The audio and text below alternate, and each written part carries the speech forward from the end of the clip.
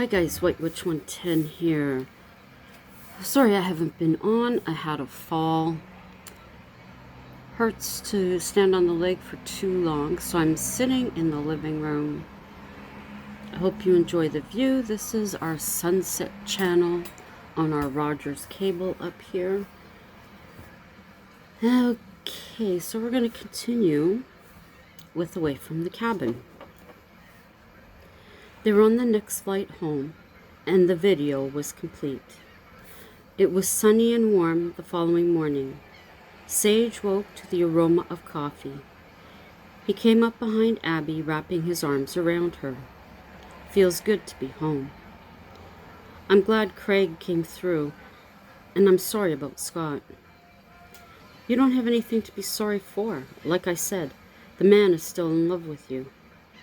June came, and Abigail was crazy busy at the mansion, one wedding after another. By the time she got home, she was ready to sleep. Mel had slowly begun to handle things on site, but weddings he left to Abigail. Mid-June, and a Friday night wedding. All details had been taken care of. Abby, go home and rest. Tomorrow's the Rogers wedding. We need you for that. Just let me assure the bride and I'll leave. Abigail made her way to the bride's room. Hello, Nancy. The woman turned to her voice. You look absolutely stunning. My team has everything ready. There is nothing to be worried about. I can't thank you enough, the bride said. It's what we do. All the best, my dear. Mel is here should you need anything. I'm on my way home. It's been a long day. Abigail was making her way home when he walked through the door. Scott. Hi, babe. I'm here for the wedding. I'm sure you've done a great job. We should have gotten married here. That's the past. She felt that tinge, then pushed it back. I'm on my way home. Sage is waiting, Abigail told him. Say hello for me. Sage had a simple dinner of meatloaf and mashed potatoes ready. You look beat. He took her bag and placed it on the floor. Go sit down before you fall down. Have you eaten today? Bagel this morning, a sandwich around noon. He placed a plate before her. Eat up. They sat together. Everything all right at the mansion? Perfect for tonight. A few things to be done tomorrow. Any chance you can help? No, sure, no problem, Sage responded. Scott came in tonight. Sage stopped. Sage stopped eating. He was there for the wedding. What did he have to say? Hello, and that we should have gotten married there. A part of Sage wanted to go there now and tell him to leave Abby alone. He realized it wouldn't matter because it wasn't going to happen. After dinner, Sage poured a bath for Abigail. After that, she was in bed, fast asleep. He realized Scott would always be there. Could he really handle this? His love was his love strong enough for the commitment? He could do this. Sage and Abigail were at the mansion early, getting ready. Mel wasn't far behind. Hi, guys, he greeted them. Hey, Mel, Sage said. How did last night go? I know he was there. Mel looked at Abigail. Everything went well. He got up and sang a few songs at the request of the bride. He even dedicated his new song to you with the bride's blessing. She wished him well on his continuing quest for the woman he truly loves. This was more than Sage could handle. He put down his chair and walked out. Abigail ran after him. She found him leaning against this car. Sage. She came gently to him. I thought I could do this, but now I'm not sure. He squinted from the sunlight. He's always there, no matter where we go. What are you saying? Abigail held her tears in her breath. Sage turned to her. I think this was a mistake. Her heart was ripped apart. She wanted no more to do with the preparations inside. She made a quick call. Mel, bring me my backpack, please. I'm going home.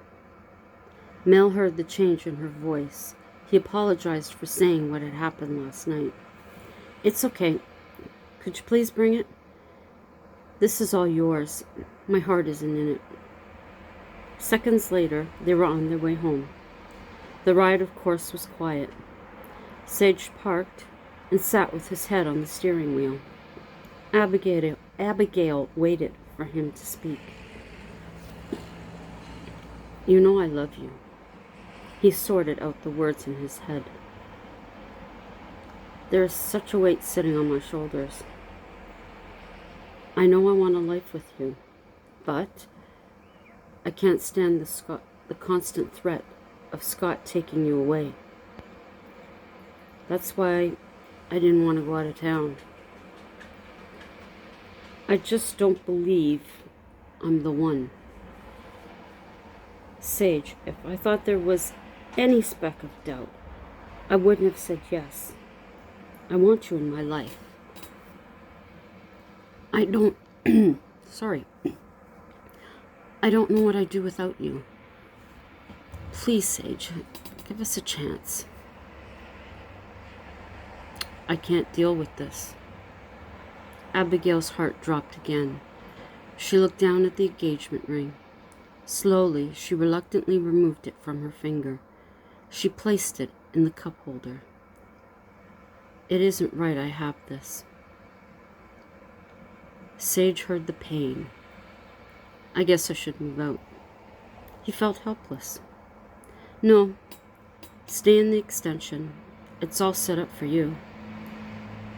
He wasn't sure this was a sound idea. For right now, it would do. There was a separate entrance. He had a bathroom, bedroom, small kitchen. Abigail kissed his cheek. Love you. She then quickly climbed out of the car. She felt like there was a danger. She felt like there was a dagger in her chest. Sage went in and packed most of his things and went to the studio. The following day, Mel called. How are things? He was concerned. If he hadn't repeated what he did, this would have never happened. Just getting through the day, he moved his things to the extension. I hate you're going through this. Sage should know you love him only. You have no interest in being with Scott. He never should have given you that ring. Mel was far from happy with Sage. I can't believe him. It's a lot to deal with, but I do agree he shouldn't have given me the ring. He never should have asked me. I should have never said yes. Why don't you come over for dinner? Mel suggested. She agreed.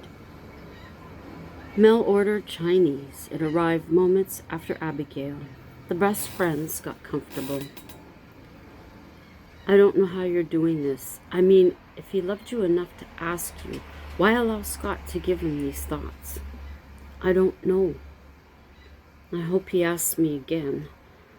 I wonder if he ever will. I've cried myself to sleep. The remainder of the evening with her bestie was watching paranormal programs. Now you know I'll have to stay over. Abigail laughed. Sage received a call from Craig. He offered a holiday at his cottage north of Toronto. He jumped at the invitation. He rented a car upon arriving.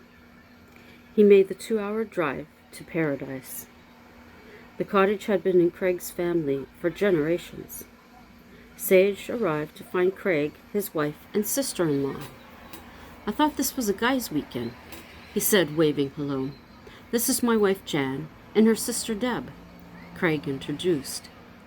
Pleased to meet you, ladies. Where should I put my backpack? Jan will show you, Craig said. She showed him to a room comfortable enough for his stay.